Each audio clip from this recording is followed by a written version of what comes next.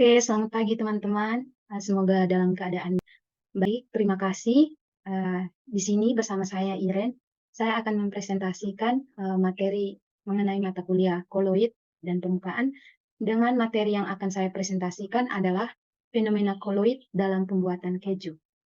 Nah, dalam materi ini saya bagi dalam 5 submateri yang akan dibahas, di mana yang pertama itu kita lihat yaitu adalah konsep koloid dan jenis-jenis koloid. Dan materi yang kedua adalah emulsi yang terjadi pada keju. Materi ketiga adalah cara pembuatan dari keju itu sendiri. Yang keempat adalah aplikasi koloid dalam pembuatan keju. Dan yang kelima adalah kesimpulan. Jadi baik, mari kita bahas satu-satu. Yang pertama kita bahas tentang konsep koloid dan jenis-jenis koloid. Nah, jadi teman-teman, kita pasti sudah mengetahui dari materi-materi sebelumnya apa itu koloid. Nah, di sini saya hanya ingin mereview kembali bahwa koloid itu adalah campuran heterogen, di mana kalau dikatakan heterogen berarti campuran yang berbeda jenis zatnya yang merupakan sistem dua fase. Nah, sistem dua fase ini yaitu zat terlarut sebagai partikel koloid yang biasa sering dikenal dengan fase terdispersi atau fase yang tersebar di dalam medium pendispersi. Dan selain fase pendispersi itu ada fase kontinu, di mana partikel koloid terdispersi yang disebut dengan medium pendispersi. Nah, kemudian berdasarkan fase terdispersinya atau fase tersebarnya dalam medium pendispersi, sistem koloid dapat dikelompokkan menjadi 3, di mana yang pertama itu ada sol, itu adalah fase di mana terdispersi dalam zat padat. Nah, kemudian ada emulsi, di mana fase terdispersinya itu berupa zat cair. Dan yang ketiga adalah bui, di mana fase terdispersinya itu adalah dalam bentuk gas. Kita lanjut untuk materi yang kedua, emulsi yang terjadi pada keju. Nah, jadi teman-teman, keju itu sebenarnya berasal dari bahasa Portugis, yaitu queijo, yang merupakan sebuah makanan yang dihasilkan dengan memisahkan zat-zat padat dalam susu melalui proses pengentalan dan penggumpalan. Nah, atau dalam koloid sendiri kita kenal dengan yang namanya koagulasi. Nah, keju merupakan suatu sistem koloid jenis emulsi. Kenapa di sini dikatakan sistem jenis emulsi? Karena tadi seperti yang telah saya katakan sebelumnya, bahwa emulsi itu adalah peristiwa terdispersi oleh zat cair. Nah, kita tahu bahwa keju sendiri itu bahan dasarnya adalah susu yang merupakan cairan. Jadi, dapat kita simpulkan bahwa sistem koloid untuk keju sendiri adalah emulsi. Nah, kita lanjut. Emulsi dapat terbentuk karena adanya koloid lain atau emulgator atau pengemulsi sebagai pengadsorpsi. Keju dibuat dengan cara koagulasi atau penggumpalan kasein susu membentuk dadi atau kart. Kart atau dadi ini merupakan kasein susu yang sudah menggumpal, teman-teman. Oke, lanjut. Penggumpalan kasein dapat juga dilakukan dengan fermentasi bakteri asam laktat. Pada proses koagulasi ini, menggunakan asam asetat karena asam ini merupakan koagulan atau bahan penggumpal yang baik dan memiliki daya reaksi kimia yang sangat tinggi. Setelah melakukan koagulasi, kemudian ada penambahan garam yang dilakukan dengan tujuan untuk membunuh bakteri starter sehingga proses fermentasinya dapat dihentikan tanpa merusak keadaan dadi. Sehingga dadi yang dihasilkan akan berasa asin dan keju yang dihasilkan pada percobaan ini termasuk dalam emulsi padat, di mana dalam medium terdispersinya adalah fase zat cair, di mana itu adalah asam asetat atau cuka sendiri, dan zat pendispersinya adalah fase padat atau kasein susu. Kasein susu ini merupakan fase padat karena tadi dia kan sudah menggumpal. Oke, kita lanjut pada pembahasan materi yang ketiga. Oke, ada cara pembuatan keju. Nah, teman-teman, untuk cara pembuatan keju sendiri, yang perlu kita perhatikan itu pastinya adalah alat dan bahan. Nah, di sini telah dilampirkan di mana alat-alat yang digunakan itu seperti kompor, panci, wadah, sendok, sendok sayur, dan kain. Dan untuk bahan-bahannya sendiri ada susu full cream 2,5 gelas, kemudian ada cuka itu sekitar 4 sendok makan, dan garam sekitar 0,5 atau setengah sendok makan. Kita lanjut untuk prosedur kerjanya, di mana yang pertama itu ada pembuatan keju. Nah, untuk pembuatannya sendiri ada beberapa tahap. yaitu yang pertama, kita menyiapkan bahan yang akan digunakan seperti susu full cream dan lain-lain seperti yang telah saya sebutkan sebelumnya.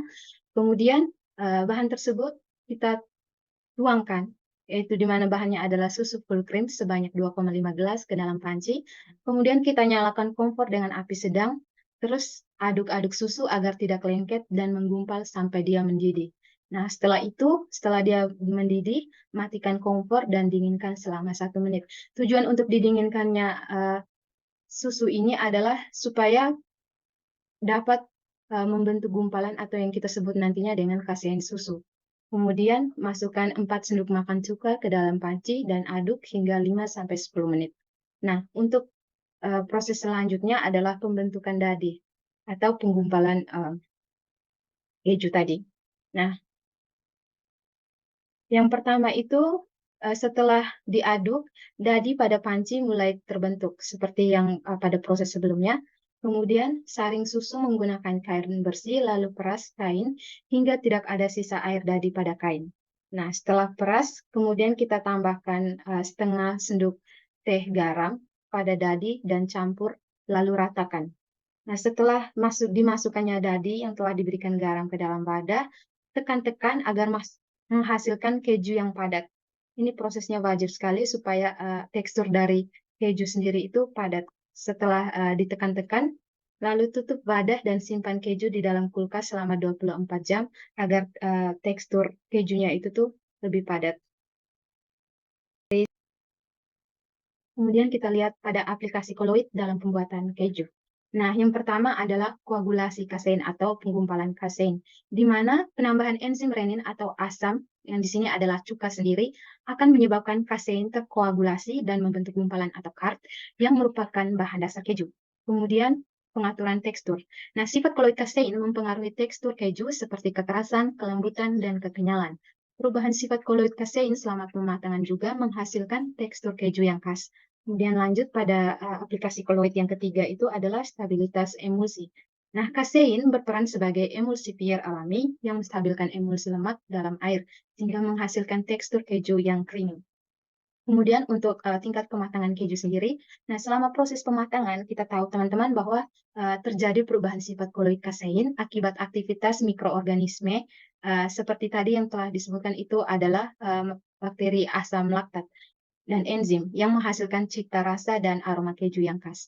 Kemudian aplikasi yang kelima itu adalah pengolahan keju, di mana fenomena koloid yang berperan dalam proses pengolahan keju sendiri seperti tadi ada peristiwa pengasaman, pemanasan, dan penambahan bahan lain untuk menghasilkan keju dengan karakteristik yang diinginkan.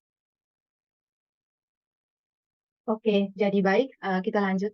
Dan materi terakhir adalah kesimpulan, di mana dari pemaparan materi-materi sebelumnya itu kita dapat menyimpulkan bahwa yang pertama, pada keju sendiri terjadi emulsi padat, di mana zat terdispersinya adalah fase cair, dan fase cairnya itu sendiri tadi adalah asam cuka, dan kemudian zat terdispersinya itu adalah fase padat, di mana kita kalau lihat tadi bahwa fase padatnya sendiri itu adalah kasein susu.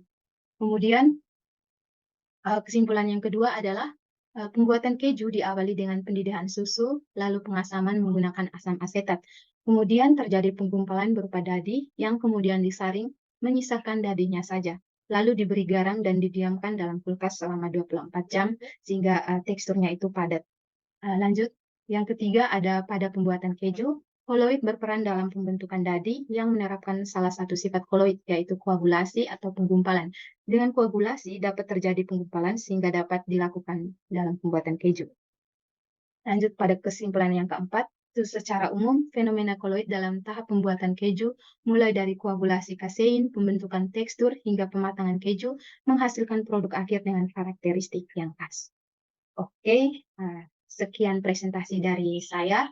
Sebelum saya menutup presentasi saya, ada sebuah quotes yang mungkin bisa berguna bagi kita semua, di mana quotes-nya itu adalah seperti partikel-partikel koloid dalam keju, temukanlah keseimbangan dan harmoni dalam dirimu.